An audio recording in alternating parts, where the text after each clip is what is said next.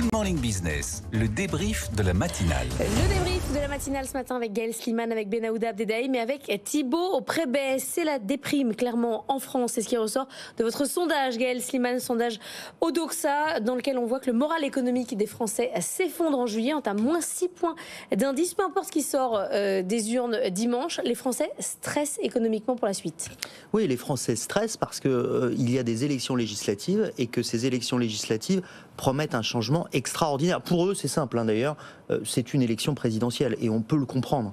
Ce qui est en train de se passer, ce qui est en train de se jouer, c'est une élection présidentielle et ce qui se jouait il y a encore une semaine, ça a l'air d'être même pas une éternité, au soir du premier tour, c'était une majorité absolue possible pour le Rassemblement national et même relativement probable dans nos projections, et je crois que c'était les mêmes pour Elab, qui est le partenaire de votre chaîne sur ce type de sondage.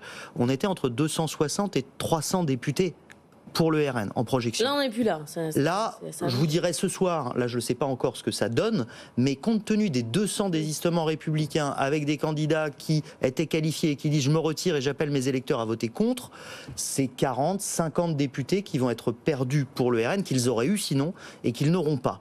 Donc le scénario, c'est d'ailleurs ce que donnent les premiers sondages qui se dessinent, c'est celui d'une majorité, c'était l'autre scénario que Bardella à Matignon, majorité impossible à trouver. Ça veut dire pas de possibilité d'avoir un arc républicain qui irait de socialistes raisonnables avec des écologistes et raisonnables entre guillemets, comme le dit la majorité présidentielle, avec la majorité présidentielle et des LR.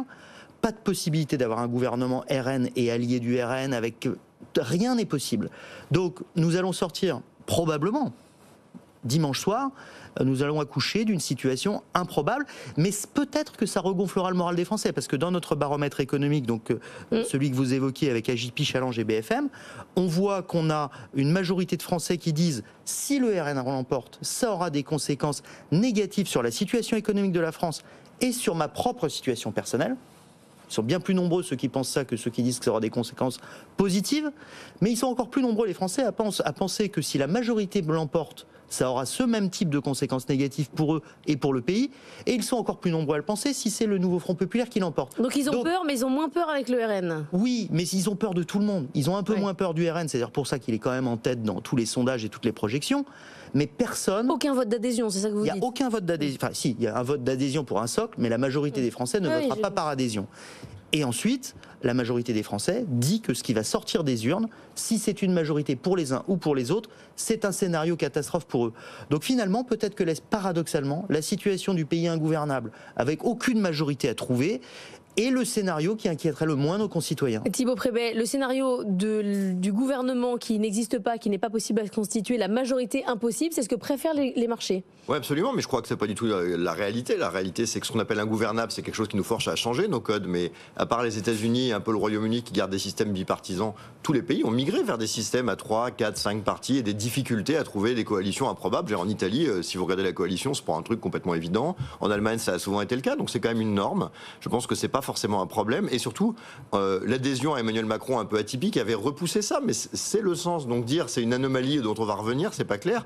Puis deuxième point, avec une Banque Centrale Européenne qui est hypertrophiée par rapport à il y a 15 ans, des grands projets qui passent par l'Europe, la partie nécessaire qui passe que par le gouvernement local a quand même fortement changé au fil des dernières années. Et donc l'idée que ça donne un pays qui est forcément à l'arrêt où il se passe rien me semble un constat qui est pessimiste, qui est classique chez les Français, mais qui est ni une anomalie, ni ingérable d'un point de vue national. Moi, je ne veux pas faire des excès de pessimisme, mais je trouve que là, vous êtes en excès d'optimisme, parce que quand même, quand on compare les institutions, Benahouda, moi je veux bien l'Italie, mais ils ont l'habitude de l'instabilité politique, gouvernementale. Ils ont eu combien 70 gouvernements depuis la Deuxième Guerre mondiale. Ça n'a rien à voir. Ils sont habitués, les institutions sont créées pour ce genre de situation. Nous pas. Non, les Italiens, les Néerlandais, les Belges et nombre de peuples européens les Allemands sont obnubilés par savoir qui est ministre des collectivités locales ou de la jeunesse et des sports. Chacun vit sa vie à l'échelle régionale, à l'échelle locale. Et on l'a vu, on en parlait cette semaine, les Pays-Bas qui ont formé un gouvernement de droite radicale, a mis 223 jours pour former ce gouvernement. Ça n'a pas empêché les Pays-Bas de continuer à fonctionner et ces entreprises de fonctionner. Et de ce point de vue-là, avoir une croissance économique tout à fait enviable et une dette publique et un déficit public tout à fait enviable. Donc de ce point de vue-là, c'est aussi une spécificité française de mettre l'ensemble de ses espoirs politiques, sociaux, même philosophiques dans le gouvernement central, ce qui n'est pas le cas effectivement ailleurs en Europe. Parce que notre problème fondamental, Thibault, c'est quand même le niveau de notre déficit et le niveau de notre dette. Et si on a un gouvernement technique, qu'on continue comme ça du mois au mois, on creuse notre sillon. Ça, je ne sais pas si ça inquiète les Français, mais la question de nos finances publiques, elle ne va pas s'arranger. Non mais ça c'est sûr, mais c'est aussi un des grands changements depuis 2010 où tout le monde connaissait la dette de tous les pays mondiaux tac au tac. Où aujourd'hui le Japon continue, tout le monde s'en fout. On a aussi pas mal d'épargne, ce qui fait que c'est un sujet moins prégnant. On a vu un pays comme le Royaume-Uni avec des niveaux beaucoup plus bas à créer des vagues de stress sur pas grand chose. On a la même chose aux États-Unis qui manquent d'épargne et qui ont des niveaux qui ont augmenté sans que tout le monde. Enfin, la dette est un sujet qui affole plus les gens. Aujourd'hui, l'inquiétude qui sont portées par ces élections, c'est pas le déficit chez les Français, c'est peut-être la boucle de retour ou la manière d'inquiéter. Vous les avez sondés, Gaël Sliman, là-dessus, oui. Oui, les priorités des Français, effectivement, vous avez raison, les priorités des Français aujourd'hui sont des questions liées au pouvoir d'achat, sont des questions secondairement liées à la sécurité, liées à l'immigration. On est très loin d'avoir des préoccupations. En revanche, sur ce qui concerne dette et des déficits, c'est un marqueur de compétences économiques perçues.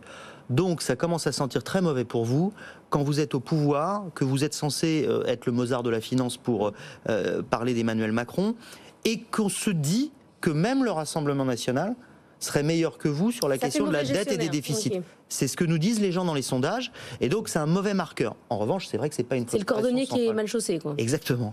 On va parler du Royaume-Uni dans un instant, mais juste avant, je vais vous faire écouter David Beaurepaire qui était avec nous à 7h45, le patron d'Hellowork. Regardez directement les conséquences sur l'emploi depuis le 9 juin. On avait un premier semestre qui restait quand même dynamique, et c'est 5,7 millions d'offres d'emploi qui ont été diffusées sur la plateforme Hellowork. Jusqu'au 9 juin, on restait sur une croissance du volume d'offres diffusées, donc que ce soit en CDI, en CDD ou en intérim. Et effectivement, on voit une inflexion et qui s'accentue au fil des semaines. La question, c'est de savoir si ces projets sont repoussés simplement de quelques semaines, ou s'ils sont repoussés de quelques mois, ou s'ils sont repoussés de quelques années. Évidemment, personne n'a la réponse parce que ça dépend. Pour créer des emplois et pour finalement offrir des opportunités à des personnes qui sont à la recherche d'un emploi de rentrer sur le marché du travail, il faut qu'il y ait des personnes qui souhaitent en changer, donc qui démissionnent. Et pour démissionner, il faut avoir confiance. La confiance, c'est la clé, Gaël. C'est ce qu'on a retenu du sondage et aussi des invités de ce matin. On parle du Royaume-Uni. Le Royaume-Uni qui vote depuis 42 minutes. Les bureaux de vote sont ouverts. On sort de 8 ans compliqué après le Brexit. Raphaël Couder, vous nous redonnez les derniers chiffres et on débriefe derrière. Oui, effectivement, le Royaume-Uni continue de pâtir de son choix, de cette décision de sortir de l'Union européenne. Selon un rapport demandé par le maire de Londres, dévoilé en début d'année, le Brexit a coûté à l'économie britannique plus de 160 milliards d'euros en 8 ans et la facture pourrait même grimper à 350 milliards d'ici 2035. Si rien n'est fait, 2 millions d'emplois ont été perdus, les investissements étrangers se sont effondrés, un désastre aggravé par toutes les crises subies depuis 2016, la pandémie de Covid, la crise de l'inflation. À ce propos, la hausse des prix a par exemple été la plus forte au niveau européen, plus 31% au Royaume-Uni en 8 ans contre plus 24% en zone euro. L'écart s'est en fait creusé sur tous les indicateurs. Le PIB par habitant a progressé de 24% en Europe depuis 2016 selon l'agence Bloomberg. Dans le même temps, il n'a cru que de 6% au Royaume-Uni. Et ce déclin, il se ressent notamment à travers la crise que connaissent les services publics. Les hôpitaux sont asphyxiés, les tribunaux débordés. Et ça a d'ailleurs été l'un des thèmes principaux de la campagne Outre-Manche. Benaouda Abdeldaïm, à part immense surprise, ce sont les travaillistes qui vont gagner. Oui, là, il faudrait un retournement de situation historique pour que les conservateurs l'emportent. C'est même tellement bien préparé qu'on a à se demander pourquoi il y a des élections aujourd'hui. Il y a déjà le gouvernement, le nom des ministres. Oui, mais ça c'est la discipline britannique. Ils ont un cabinet fantôme avec des profils bien déterminés qui ont beaucoup travaillé, et j'insiste sur le beaucoup. Contrairement à certains autres pays, sans les nommer, où vous avez c'est nous, quoi. Le ministre des Affaires étrangères qui a publié une doctrine qui est à lire, qui est remarquable, je dis remarquable au sens de profondeur de champ intellectuel. Rachel Reeves, la future chancelière de l'Échiquier, la ministre des Finances, qui est une économiste qui a commencé sa carrière à la Banque d'Angleterre, qui a une réflexion sur l'économie d'offres moderne comparable à celle de l'administration Biden qui est là aussi remarquable, et je mets remarquable au sens premier du terme. Donc de ce point de vue-là, tout est prêt. Leur programme, à côté de cela, n'est pas particulièrement innovant, révolutionnaire, ce qui fait déjà craindre à certains commentateurs de centre-gauche au Royaume-Uni qu'ils suivent exactement la même pente que, non pas les Français, mais que la même pente que celle des sociodémocrates allemands. C'est-à-dire qu'il y aura une déception parce qu'ils ne repensent pas le centre-gauche à l'aune des défis. Ils reprennent somme toute des recettes qui existaient déjà du temps de Tony Blair, et sans beaucoup les changer. Difficile, Thibaut Prébet, de remonter la pente sur le plan économique pour le Royaume-Uni. Oui, absolument. Déjà parce qu'on a des pays qui sont matures, donc il n'y a plus de choses merveilleuses quand le potentiel de croissance s'est effondré. Et puis ils ont fait un pari qui est complètement évidemment lunaire avec ce Brexit, puisque le Brexit, la première conséquence a été l'effondrement de la devise. Si vous prenez par exemple par rapport aux partenaires américains historiques, vous avez une livre sterling qui évolue entre 1,50 et 2 sur des durées très longues, on est à 1,25. Évidemment, ça, une devise très basse, pareil contre l'euro, ça vous crée de l'inflation. Mais contre ça, vous avez un gros avantage, c'est que vous êtes très compétitif. Et donc quand vous faites ça en faisant péter tous vos accords internationaux par la sortie de la zone euro, vous avez tout le défaut et aucun avantage à court terme. Et donc ça crée une situation. Ensuite, il y a un écart entre la compétence, qui est réelle du personnel politique, et l'image, qui s'est fortement dégradée. On se souvient de l'épisode Liz Truss, où on arrive à avoir des attaques en règle sur une dette qui, par rapport aux parts de la pays de la zone euro, est finalement très basse. On a même eu d'autres éléments, ne serait-ce que la famille royale, qui a une image de sérieux, de stabilité, qui a quand même changé. Et donc tous les voyants sont dégradés au Royaume-Uni, ce qui fait que l'image du pays, aujourd'hui, est affectée. Elle est plus dans un bloc très fort. Donc c'est un pays qui compte moins. Oui, dans puis le si monde. vous voulez, l'Europe, avec tous ses défauts, c'est une priorité pour toutes les sociétés au monde, parce que c'est le plus gros marché au monde avec les États-Unis. Le Royaume-Uni, c'est pas son cas. Donc c'est plus la priorité de personne. Et donc il y a cette dégradation. Et aujourd'hui, vers cette asymptote qu'est le Japon, c'est-à-dire des pays très développés, la capacité à dire maintenant on repart à 3 de croissance, objectivement, ça n'existe pas. Donc tout le monde fait face à une impasse. Et donc c'est vrai qu'au Royaume-Uni, la situation, elle est délicate. Et surtout, effectivement, cette rupture dans l'image est quelque chose qui est important. Mais ça ne peut pas revenir, les investissements étrangers. Je sais pas, la France a pâti, elle aussi, d'un problème d'image dans le monde pendant des années. On est revenu un peu devant, non? On ne peut pas replaire aux investisseurs étrangers? Ça semble inconcevable tant qu'ils ne sont pas de retour dans la sphère de l'Union européenne. Et c'est pas prévu? Oui, Jean-Claude Juncker, l'ancien président de la Commission européenne, dans une lettre Politico-Bruxelles ce matin, disait que ça serait pour dans un ou deux siècles. Donc il hésite. C'est vous dire si strictement personne ne veut de retour. Mais quand même, il négocie pour avoir des relations un peu plus fortes, notamment sur les échanges de personnes. Le futur Premier ministre, probable futur Premier ministre, le 18 juillet, accueille son premier sommet international, et ça sera le sommet de la communauté politique européenne. Idée, rappelons-le, française il y a 2 ans. Et il compte proposer un nouveau partenariat géopolitique aux Français et aux Allemands, même si le 18 juillet, aussi bien le chef d'État français que le chef du gouvernement allemand seront dans une position difficile à cet égard. Et il apparaîtra un peu comme peut-être un nouveau point de référence à l'échelle du continent européen. Mais effectivement, eux-mêmes le perçoivent comme une tragédie. Rachel Reeves, dont je parlais, la future ministre des Finances, parle d'une tragédie nationale. David Lammy parle d'une tragédie nationale. Et ils ne peuvent pas envisager de revenir ni dans le marché unique, ni même dans l'union douanière. Ce qu'ils promettent, c'est de négocier une forme de renégocier avec l'Union européenne un accord pour les vétérinaires, pour pouvoir faire rentrer les produits alimentaires, parce qu'ils subissent une inflation des produits alimentaires extraordinaire, qui fait que là aussi, c'est aussi une explication de cet effondrement des conservateurs. Gaël Sliman, juste avant de passer aux États-Unis, est-ce que les Français ont conscience justement du parapluie européen qu'on peut avoir? Alors, oui. Tout le monde en a conscience. On critique beaucoup l'Europe. On a fait plusieurs baromètres ici avec cette chaîne qui montre le regard très critique des Français sur le fonctionnement de l'Union européenne. Mais parlez-leur de Frexit aujourd'hui. Oui. Parlez-leur de sortie de l'euro. Parlez-leur de sortie de l'Union européenne. Vous remarquerez que les partis politiques qui étaient sur cette ligne, à commencer par le Rassemblement national, ont complètement balayé ce sujet. En 2017, une des raisons pour lesquelles Marine Le Pen se fracasse dans son débat face à Emmanuel Macron et dans sa campagne présidentielle, c'est bien parce qu'elle est encore sur cette ligne du Frexit, de la sortie de la France de l'Union européenne. Aujourd'hui, c'est plus possible, ce n'est même plus dissible. Après, ils veulent toujours renégocier avec l'Union européenne. Alors, oui, pour donner moins que ce qu'on fait aujourd'hui. Non, mais ça s'entend. Que vous entendiez encore sur cette chaîne Jordan Bardella hier expliquer qu'il va renégocier, qu'il va obtenir de meilleurs deals avec les partenaires européens. On y croit, on n'y croit pas, on se dit que c'est crédible ou pas, mais c'est pas la même chose que de dire ce qui était dit avant. Nous allons sortir de l'euro et nous allons sortir de l'Union européenne. Et de ce point de vue-là, le Brexit a fait une formidable publicité à l'Union européenne.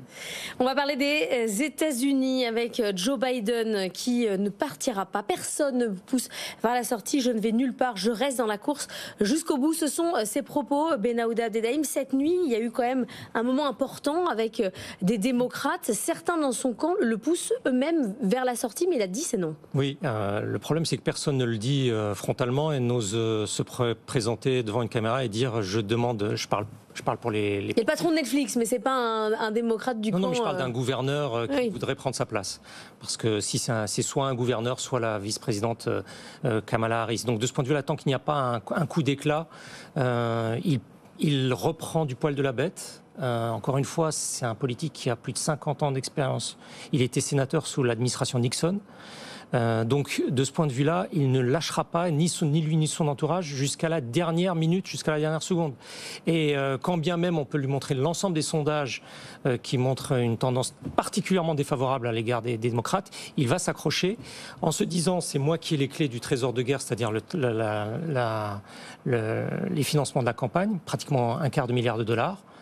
Et c'est moi qui pilote le parti. Donc de ce point de vue-là, c'est vraiment aller dans le mur, mais ils y vont quand même. Thibaut Prémet. C'est intéressant de voir le décalage par rapport à ces images de sérieux qu'on a dans d'autres pays. Et aux États-Unis, c'est guignol et le marché s'en fout complètement. C'est-à-dire qu'on a une campagne électorale où un dit en gros que l'autre est grabataire pendant que l'autre dit que l'autre est un malfrat, où on a un déficit qui est colossal aux États-Unis et ça intéresse absolument personne. Après que Trump, sa campagne précédente, a fait toute sa campagne en disant qu'il a mis Hillary en prison pour faire absolument rien. Et pendant ce temps-là, vos indices américains, depuis fin avril, ont pris 10% à coût de 0,3, 0,4 tous les jours, donc dans la volatilité la plus écrasée qui existe, et avec absolument aucun intérêt ou aucune inquiétude pour des programmes économiques qui, il est vrai, sont très proches dans les faits, puisque la rupture entre Biden et Trump est difficile à voir, et si vous regardez des graphes des indices boursiers, savoir à quel moment il y a des présidentielles, c'est impossible. Mais c'est vrai que décalage fort entre des éléments d'une violence assez extrême en termes de ce qui est dit, ce qui est fait, et des marchés qui ne sont pas intéressés, ce qui prouve qu'en réalité, l'enjeu n'est pas si important dans ce qui pourrait être passé, et la perception du changement de l'économie américaine, où tout le monde est globalement pour taper sur la Chine, pour rester dans des dépenses publiques assez élevées, et pour rester dans du pro-America et l'idée de l'infrastructure. Et en fait, des différences très fortes et une campagne qui est en réalité presque sociétale. Oui, c'est ça, parce que je sais bien que sur BFM Business, on dit qu'il n'y a que l'économie dans la vie, mais quand même, il y a un sujet, Benaouda, de valeur dans la campagne américaine très fort. Il y a quand même une distinction importante entre les candidats. Tout à fait, identitaire et même institutionnel. Lorsqu'on voit comment la Cour suprême des États-Unis, qui est vraiment une institution totémique, un respect immense pour cette institution qui est en train de s'effondrer, sa crédibilité, en raison d'une série d'arrêts. Vous dites que c'est un système politique dont nul ne sait vers où il va. Et encore une fois, ça n'a aucun effet ni sur la valeur des actions, ni la valeur du bon du trésor, ni sur l'envie qu'a le monde entier d'aller y étudier, d'aller y investir. De ce point de vue-là, c'est quand même un cas d'école historique. Ouais, c'est fascinant. Ouais, c'est intéressant, mais ça montre aussi qu'à la fin, c'est l'économie qui compte pour beaucoup, et que l'économie américaine est considérée comme très, très forte, alors même que le rapport croissance par rapport au déficit qui est employé pour le générer fait pas rêver. Et si on met un autre sticker et qu'on disait c'est le Venezuela, tout le monde dirait mais regardez ce déficit, c'est des malades. Quand c'est les États-Unis, tout le monde trouve ça très fort. La dette publique, qui est toujours cette image de se dire qu'il avait été pris, mais que les États-Unis c'est quand même eux qui ont la lampe torche. Donc ils disent regardez eux, regardez eux, regardez eux, et eux ils peuvent être dans une situation qui est parfois assez préoccupante. Ça n'intéresse personne parce que le dollar, parce que l'armée, parce que plein de choses.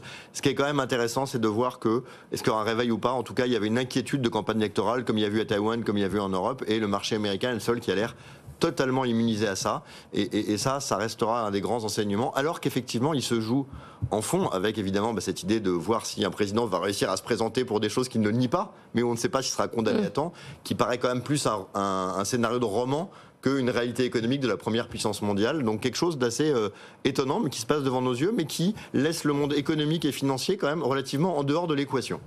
Merci à tous les trois d'être venus débattre ce matin dans le débrief de la matinale de l'économie.